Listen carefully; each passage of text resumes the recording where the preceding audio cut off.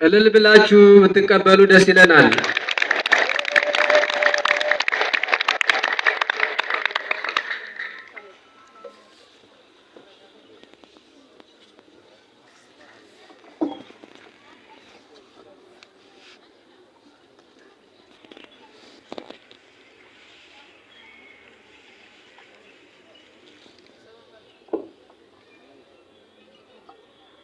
በስመ አብ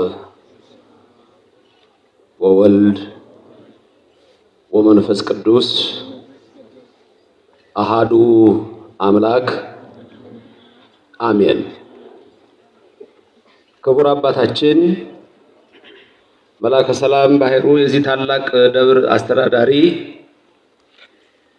አእይንተ እግዚአብሔር አበው መነኮሳት ወካህናት፣ ሊቃውንተ ቤተ ክርስቲያን፣ አሃው ዲያቆናት፣ የሰንበት ትምህርት ቤት መዘምራን፣ በዚህ ያላችሁ ምዕመናን፣ አባቶቼ፣ እናቶቼ፣ ወንድሞቼና እህቶቼ፣ እግዚአብሔር አምላክ የሚወዳችሁ ሕፃናት ጭምር ሰላም እግዚአብሔር ከሁላችን ጋር ይሁን። የአብ ጸጋ፣ የወልድ ቸርነት፣ የመንፈስ ቅዱስ ኅብረት አንድነት፣ የቅድስተ ቅዱሳን ምልዕተ ክብር ምልዕተ ውዳሴ መዝገበ ጸሎት አቁራሪተ መዓት ሰዓሊተ ምሕረት ምዕራገ ጸሎት እማምላክ ወላዲተ አምላክ አማላጅነቷ በሁላችን አድሮ ይኖርልን። የመላእክት ጥበቃ፣ የነቢያት፣ የሐዋርያት፣ የጻድቃን፣ የሰማዕታት፣ የደጋግ አባቶቻችን የደጋግ እናቶቻችን በረከታቸው በሁላችን ይሁን። እንደምን አደራችሁ? ሰማይን ያለ ምሰሶ ከነግሱ የዘረጋ ምድርንም በውሃ ላይ ያለ ካስማ ከነልብሱ ያጸና ደመናን ያለ ድምፅ የሚመራው አየርን ሳይታይ የሚያስጉዘው ሁሉን የሚችል የሰራዊት ጌታ እግዚአብሔር የጌቶች ጌታ የነገስታት ንጉስ የአማልክት አምላክ የኃያላን ኃያል የክቡራን ክቡር የልዑላን ልዑል እርሱ እግዚአብሔር ከዘላለም እስከ ዘላለም በልብ መታሰቡ በቃል መነገሩ ከፍ ከፍ ይበል። ታላቁ መምህር ሊቀ ሊቃውንት ስምዐ ኮነ ትምህርቱን አስተምረዋል። ስለዚህ የዕለቱ ትምህርት በዛ ይጠቃለላል። በኋላ ላይ በሰፊው ስለምንገናኝ ስለ ሀልዎተ እግዚአብሔር በእኛና በሌላው ዓለም ስላለው ትንሽ ነገር ብቻ ለማስታወስ እሞክራለሁ። ስለ ሀልዎተ እግዚአብሔር ልበ አምላክ ዳዊት በረከቱ ይደርብንና እንዲህ ይላል በመዝሙር 138 ቁጥር 8 ላይ ወደ ሰማይ በወጣ አንተ በዚያ ነህ፣ ወደ ሲኦልም በወርድ በዚያ አለህ ይላል። እግዚአብሔር የሌለበት ስፍራ የለም። አምላካችን እግዚአብሔር ብቻ እኔ ፈጣሪ ነኝ ብሎ ፈጥሮ ያሳየ፣ ፈጥሮ የሚገዛ፣ ፈጥሮ የሚመግብ እሱ ብቻ ነው። ሌላ አንድም ኃይል የለም። አንድ የዋሸ ቢኖር ዲያብሎስ ነው። ወደ ላይ ቢወጣ ቢያይ ማንም የለ፣ ወደ ታች ቢወርድ ሁሉ ከሱ በታች ናቸው። እኔ ፈጠርኳቸው አለ። ከታች ያሉት በቦታ አቀማመጥ ከሆነ ከበታቻችን ያሉትን እኛ አልፈጠርም። ስለዚህ አንተ አልፈጠርከንም አሉ። አንዳንዶች ፈጥሮን ይሆን ወይስ ፈጥሮን አይሆን እያሉ ተከራከሩ። እነዚህም በአንድ ላይ ወድቀዋል። የኢትዮጵያ እምነት ከሌላው ዓለም ይለያል። ይህን ስንል ሁልጊዜ ማስተዋል ይኖርባቸዋል። እንዴት እንደሚለይ ሁለት ኮንሰፕት ልንገራችሁ፣ ሐሳቦች። አብዛኛው ወጣቶች አላችሁ፣ ምሁራን አላችሁ። እነዚህ ሁለት ሐሳቦች ስሙ። አንዱ ሐሳብ በፊሎሶፊካል ሪሊጂየስ ቶት በሚባለው ምን ይባላል? አንትሮፖሴንትሪክ ይባላል። ቲዮሪ ነው። አንትሮፖሴንትሪሲዝም ይባላል። ሁለተኛው ደግሞ ቴዎሴንትሪሲዝም ይባላል። ምን ማለት ነው? አንትሮፖሴንትሪሲዝም ማለት አንትሮፖሴንትሪክ ማለት በግሪኩ አንትሮፖስ ማለት ሰብ ማለት ነው። በግዕዙ ሰብ የምንለው ሰው ማለት ነው። አንትሮፖስ ማለት ሰው ማለት ነው። አንትሮፖሴንትሪክ ስንል በሰው ላይ የተመሰረተ ማለት ነው። በማን ላይ የተመሰረተ? በምን ላይ? በሰው ላይ። ቴዎሴንትሪሲዝም የሚለው ደግሞ ኮንሰፕት ቴዎስ ማለት እግዚአብሔር ማለት ነው። ስለዚህ ቴዎሴንትሪሲዝም ማለት በማን ላይ የተመሰረተ ማለት ነው? በእግዚአብሔር ላይ የተመሰረተ። በማን ላይ የተመሰረተ? በእግዚአብሔር ላይ የተመሰረተ። ትምህርቷን አጭር ነች፣ ግን በኋላ በደብሩ ዩቲዩብ ገብታችሁ እንደገና ብታዩት ደስ ይለኛል። ምክንያቱም ይሄን ሁሉ ልጽፉት ልትይዙት አትችሉም። በኋላ የምነግራችሁ ነገሮች አሉ። አሁን ሁለት ኮንሰፕት ነግሬያችኋለሁ፣ አንትሮፖሴንትሪክ እና ቴዎሴንትሪክ። አንትሮፖሴንትሪክ ማለት ማን ሴንተርድ ማለት ነው በእንግሊዝኛው ሰው ላይ የተመሰረተ። ቴዎሴንትሪክ ማለት ደግሞ ጋድ ሴንተርድ ማለት ነው እግዚአብሔር ላይ የተመሰረተ። ይሄንን በምሳሌ ልንገራችሁ። እንደምን አደራችሁ? እንዴት ዋላችሁ? እንዴት አመሻችሁ?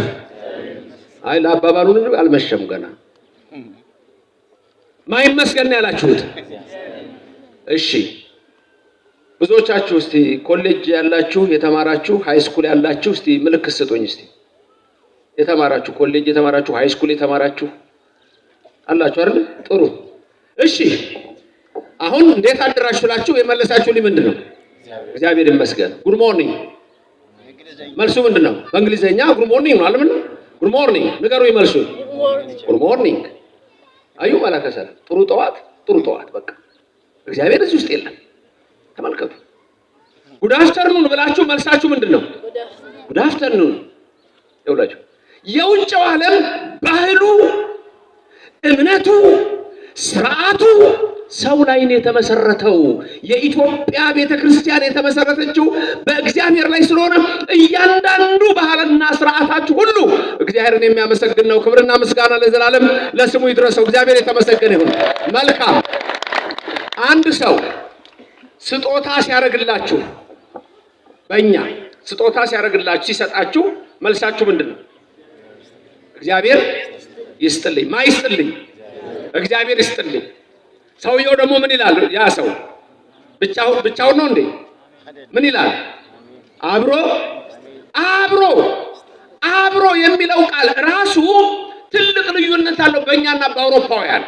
የተሐድሶ እንቅስቃሴ ሲጀምር አንድ ሰው ላይ ነው የተመሰረተው። ድንገት አንዳንዶች ስለ ኢሮፒያን ሬኔሳንስ ስለ ኢንላይትመንት ቲንኪንግ የምታውቁ ሰዎች በተለይ የአውሮፓ ዓለም በሰው ላይ እንዴት እንደተመሰረተ ስታዩ የፕሮቴስታንት ሪፎርሜሽን እምነት ሲመጣ ህብረት የሚባለውን አጥፍቶ አንድ ሰው ላይ ስለቆመ ብዙ ጊዜ ሰምታችሁ ከሆነ ሲሰብኩ ምን ይላሉ መሰላችሁ? ኢየሱስን እንደ ግል አዳኝህ አድርገህ ውሰድ የሚሉ ሰምታችኋል። ኢንዲቪጁዋሊዝም ነው ይሄ። ስትጸልዩ አቡየ ዘበሰማያት በሉ አልተባልንም። ምን በሉን የተባልነው? አቡነ ዘበሰማያት፣ አባታችን ሆይ። አባቴ ሆይ አይደለም፣ ምናችን ሆይ ንገሩኛ። ምናችን ሆይ? እግዚአብሔር ሁላችንን በአንድነት ይባርከን ይቀድሰን። ስለዚህ ተመልከቱ፣ ኢንዲቪጁዋሊዝም አይደለም የኢትዮጵያ ቤተክርስቲያን። ይሄ ነው መሰረታዊ ልዩነታችን። ቅድም ሰው ስጦታ ሲሰጥ ምንድን ነው ያልነው? ሲሰጣችሁ ምን ትሉታላችሁ? እግዚአብሔር ይስጥልኝ። በእንግሊዘኛው ከሆነስ መልሳችሁ ምንድን ነው? ቴንክ ዩ አይደለም? ዩ የሚለው ሰው ላይ ነው የተመሰረተው። አሁን በ1884 84 በኢሮፒያን አቆጣጠር ጀርመኒ ላይ በርሊን ላይ የአውሮፓ ሀያላን አገሮች ስብሰባ አደረጉ። ስብሰባው ምንድነው? አፍሪካን ባሪያ ማድረግ ነው። አፍሪካን ባሪያ ማድረግ ብቻ ሳይሆን ሄዶ የአውሮፓን ባህል አፍሪካ ላይ መጫን። ኢትዮጵያ ከዚህ ነፃ ነች። እግዚአብሔርም ረድቶን በባርነት ወደ ኒው ወርልድ ከኢትዮጵያ ሄደ የለም። በበርሊን ኮንፈረንስም ቀኝ ገዢዎች ቢመጡ ኢትዮጵያን አባቶቻችን እናቶቻችን እግዚአብሔርን ተማጽነው ታቦተ ጽዮንን ይዘው እግዚአብሔርን ተማጽነው ለምነው እመቤታችንን ተማጽነው ሚካኤል ገብርኤልን ተማጽነው ሁሉንም ተማጽነው የሁሉን አምላክ እግዚአብሔርን ተማጽነው የመጣውን ጠላት አሳፍረው መልሰዋል። ይሄም በእምነታችን ጽናት የሆነ ነውና አምላካችን እግዚአብሔር ለዘላለም ስሙ የተመሰገነ ይሁንልን። ወደ ሌላ አፍሪካ ብትሄዱ ግን ቋንቋው ጠፍቷል፣ ባህሉ ጠፍቷል፣ ፊደል የለውም። ስለዚህ አሁን ግን የመጣብን በዘዴ በሲስተም ነው። ስለዚህ አንድ ሰው ስጦታ ሲሰጣችሁ በእንግሊዘኛ ምን እንደምትሉት ቴንክ ዩ። እግዚአብሔር የለም እዚህ ውስጥ። በጣም የሚያሳዝን አንድ ነገር ልንገራችሁ። ያው የሚያሳዝን ልበለው። ጽሁፍ ላይ ድሮ የምታገኙት ቢሲ እና ኤዲ የሚል ነበረ። ወጣቶች ታውቃላችሁ። ቢሲ እንግዲህ ዓመተ ምህረት ይጻፍና እኛ ጽፈን ለምሳሌ ዓመተ ምህረቱን አም ብለን ዓመተ ምህረት ብለን ላስቀምጥ እንችላለን። ምክንያቱም በእኛ 3 አይነት አከፋፈል አለው። አንደኛው ዓመተ ዓለም ነው። ዓመተ ዓለም የሚባለው ዓለም ከተፈጠረ ጀምሮ እስከ ምጽአት የሚኖረው ነው። ሁለተኛው ዓመተ ፍዳ ነው። ዓመተ ፍዳ ወዓመተ ኩነኔ እሱ የብሉይ ዘመን ነው። እሱን ደግሞ ሌላ ዘመን ነው። ከዛ ቀጥሎ 3ኛው ዘመን አሁን ያለንበት ዘመን ነው። እሱም ዓመተ ምህረት ይባላል። አምላካችን ክርስቶስ ከተወለደ በኋላ የመጣው ነው። ይሄ ዘመን ሲከፈል በውጭው ዓለም በፊት ቢሲ እና ኤዲ ይል ነበር። ኤዲ የሚለው ዓመተ ምህረት የሚለው በላቲን ነው። አሚኖ ደሚኖ የሚል የላቲን ቃል አለው። the year of the lord ማለት ነው። the year of the lord የዓመተ ምህረት ከሚለው ጋር ተመሳሳይ ነው። እሱ ግን አሁን ተቀይሯል። ኤዲ the year of the lord የጌታ ዓመት ወይም ዓመተ ምህረት የሚለው ወደ ምን ተቀይሯል? ሲኢ ወደሚል ቀይረውታል። ይሄ በቅርብ የመጡ ናቸው። ሲኢ ምንድነው? ሲኢ ካመን ኢራ የጋራ አቆጣጠር ለማለት ነው። ቢሲ የምንለው በእንግሊዘኛው የነበረው before the birth of Christ ይባል የነበረው ማለት ነው። እሱ ወደ ምን ተቀየረ? BCE ወደሚል ቀየሩት። ይሄ ምንድነው? before the birth of Christ ሳይሆን before common era የሚል ነው። እንዲህ ነው እየጠፋ ያለው። ስለዚህ እኛ መሰረታችን እግዚአብሔር ስለሆነ በሁሉ ነገራችን እግዚአብሔርን ነው የምንጠራው። እንዴት አደራችሁ? ማይመስገን በቃ ይሄ ነው የኛ መልሳችን። እግዚአብሔር የተመሰገነ ይሁን። እግዚአብሔር ይሄን ዓለም ስለ 6 ነገር ፈጥሮታል። ባጭሩ ስለ 6 ነገር፣ 1 ለአንክሮ፣ 2 ለተዘክሮ፣ 3 ለምግበ ሥጋ፣ 4 ለምግበ ነፍስ፣ 5 ስሙን ለመቀደስ፣ 6 ክብሩን ለመውረስ። እግዚአብሔር ይሄ ነው። የመጀመሪያው የመጽሐፍ ቅዱስ ክፍል ምን እንደሚለው የኦሪት ዘፍጥረት ምዕራፍ 1 ቁጥር 1 ምን ይላል? ይረዷቸዋል። እዚህ ካህናቱ ለልጆቻቸው ይረዳሉ። እናንተ የባህር ዳር ሕዝብ ኩራተኛ ነው። ትላንት አይቼዋለሁ ማለት አይናገርም። እና እግዚአብሔር ላይ ነው የምትኮራው። ሌላው ላይ እሺ፣ እግዚአብሔር ላይ አይኮራም አይደል? የመጀመሪያው የመጽሐፍ ቅዱስ ክፍል መዘምራን ምን የሚል ነው? በመጀመሪያ እግዚአብሔር ሰማይና ምድርን ፈጠረ። በሉ ድገሙ ሁላችሁም። በመጀመሪያ እግዚአብሔር ሰማይና ምድርን ፈጠረ። ተመልከቱ፣ ይሄንን ብሎ ነው የሚጀምረው። እግዚአብሔር ፈጣሪ እንደሆነ ሀልዎተ እግዚአብሔር ነግሮን ነው። በግዕዙ ይሄ ቃል በቀዳሚ ገብረ እግዚአብሔር ሰማየ ወምድረ ይላል። ተመልከቱ፣ በመጀመሪያ እግዚአብሔር ሰማይና ምድርን ፈጠረ። በእንግሊዘኛው ይሄ ቃል እንዲህ ይላል in the beginning God created the heavens and the earth ይላል። አሁን ልብ በሉ፣ በመጀመሪያ በቀዳሚ በመጀመሪያ in the beginning ገብረ እግዚአብሔር ሰማይ ወምድረ እግዚአብሔር ሰማይና ምድርን ፈጠረ። ገብረ ሰራ፣ ፈጠረ። ይሄ የመጀመሪያው መጽሐፍ ቅዱስ ክፍል ነው። እሺ፣ ቅድም ባለቅኔው ሳይንስም ጠቀስ ስሙን ሲጠሩት ሰምታችኋል። ሳይንስ ዋናው መሰረቱ ምን ላይ ነው? የ11ኛ ክፍል ተማሪ አለ እዚህ? የፊዚክስ ተማሪ የ9ኛ ክፍል ጀምሮ ምን ናቸው ዋና ሳይንስ ላይ? ስፔስ፣ ሌላስ? ስፔስ ሌላ ምንድን ነው? ታይም ሌላችሁ ወደ ፊዚክስ ተማሪዎች ስፔስ፣ ታይም፣ ማተር ሁሌ ስትሉ ነበር ስትሸመድዱ ማተር አልተፈጠረም አይጠፋም ስትሉ ነበር እንዴ? ኔቨር ክሬትድ ኔቨር ዲስትሮይድ ምናምን አይደለም የምትሉት ትምህርት ቤት። ሳይንስ ማለት 3 ነገሮች ላይ የተመሰረተ ነው። እነዚህም 3 ነገሮች ስፔስ፣ ታይም፣ ማተር ናቸው። ተመልከቱ። አንድ ሰው ምን አለ? አንቶኒዮ ፍሊው ይባላል። ትልቅ ፈላስፋ ነው ውጭ ሀገር። እግዚአብሔር የለም ብሎ የጻፋቸው መጽሐፍ በጣም ብዙ ናቸው። በየዩኒቨርሲቲው መማሪያ ናቸው። እግዚአብሔር የለም እያሉ እግዚአብሔር የለም። የመጨረሻው ላይ እግዚአብሔር እንደ ዕድሜ ሰጥቶት ሽማግሌ ሆኖ የጻፈው የመጨረሻው መጽሐፍ ምን ይላል? በፊት ይጽፍ የነበረው there is no God ነው ጽሑፉ። እግዚአብሔር የለም። የመጨረሻው መጽሐፉ ላይ ደግሞ there is no God ይልና ኖን ስርዝ ያደርገውና በቀይ ከላይ ይጽፍና there is a God ይላል። እግዚአብሔር የለም ሲል የነበረው ሰው እግዚአብሔር አለ ብሎ ጽፎ ሄዷል። ተመስገን ባለበት ይሄንን ማወቁ እግዚአብሔር የተመሰገነ ይሁን። ዋናው ነገር ግን ሳይንስ እስካሁን የሚያደርገው ጥናት፣ ምክንያቱም አንዳንድ ሰዎች ኤቲስት በቃ ዓለም የሰለጠነ ይመስላችኋል። እግዚአብሔር ሞኝ የሆነ የቤተክርስቲያን ነገር ሞኝ የሆነ ለስም አጠራሩ ክብር ምስጋና ይግባው። ኦርቶዶክስ ዝም ብላ አሮጌ ትመስላችኋለች፣ ምንም የሌላት ትመስላችኋለች። ሳይንስ ያለው እዚህ ነው። ቅድም ባለቅኔው ሲናገር ቅኔ ፊሎሶፊ ነው። የኛ ደግሞ ቅኔ ዜማ አለው። ተመልከቱ፣ ዜማ ቁጥር አለው፣ ሰምና ወርቅ አለው። ዝም ብሎ የሚነገር አይደለም። ዓለም የሚያደንቃቸውን ሰዎች አይተናል። የጻፉትን ዳንቴ የሚባሉትን ታላላቅ ሰዎች የጻፉትን አይተናል። የአድማሱ ጀንበሬን አንድ ቅኔ አያክልም። እንገራችሁ አንዷን ቅኔ አያክልም። ራስህን ወቅ፣ ራሳችንን ወቅ፣ የተሰጠንን እንወቅ። ኢትዮጵያውያን ኦርቶዶክሳውያን ክርስቲያኖች በኢትዮጵያ እምነት ውስጥ በዚህ ኦርቶዶክስ ተዋሕዶ እምነት ውስጥ ያለን ሰዎች ምን ያህል እምነታችን ከቀድሙ ተመልከቱ።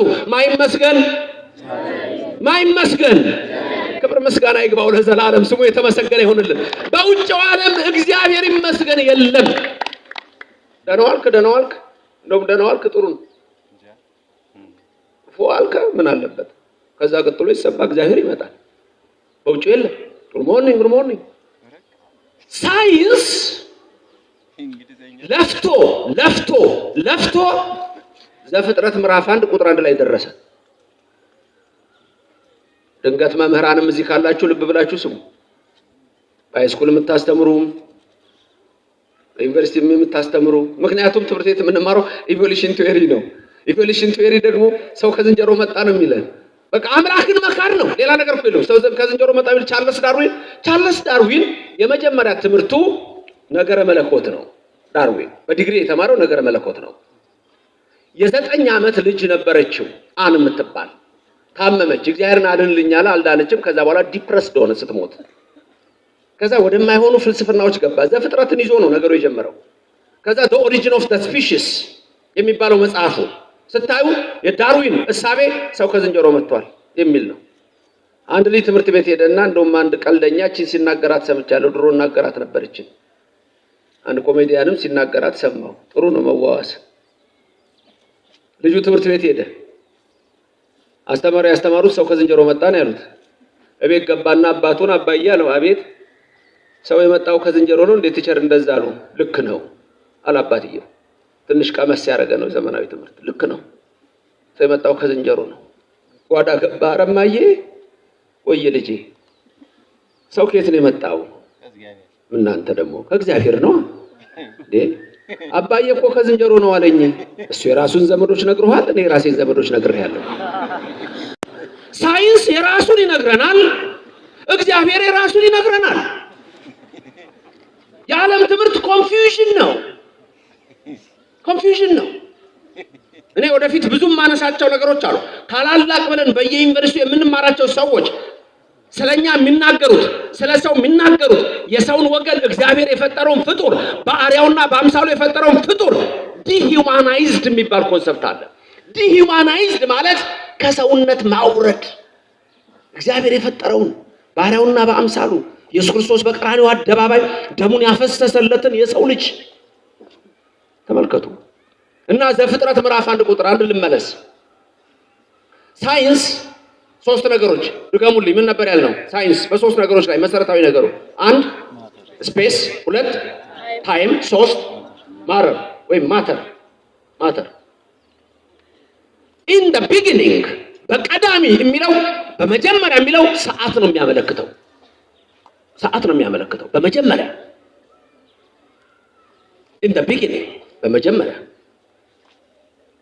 እግዚአብሔር ሰማይና ምድርን ፈጠረ ማለት God created the heavens ማለት ስፔስ ነው። heavens ስፔስ ነው። and the earth ማለት ደግሞ ማተር ነው። መጽሐፍ ቅዱስ ሁሉንም ነው የሚነግረን።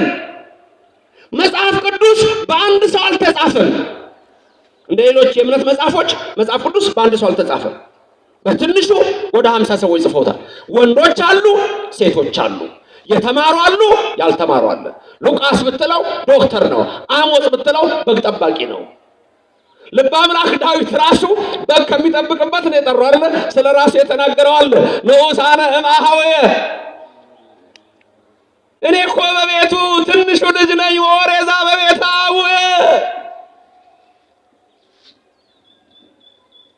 እነሆ ለመሆኑ ማን ነው ለእግዚአብሔር የነገረው? መኑ ነገሮ ለእግዚእየ፣ የኔን ነገር ለእግዚአብሔር የነገረው ማን ነው? እግዚአብሔር ደግሞ ማን ይነግረዋል?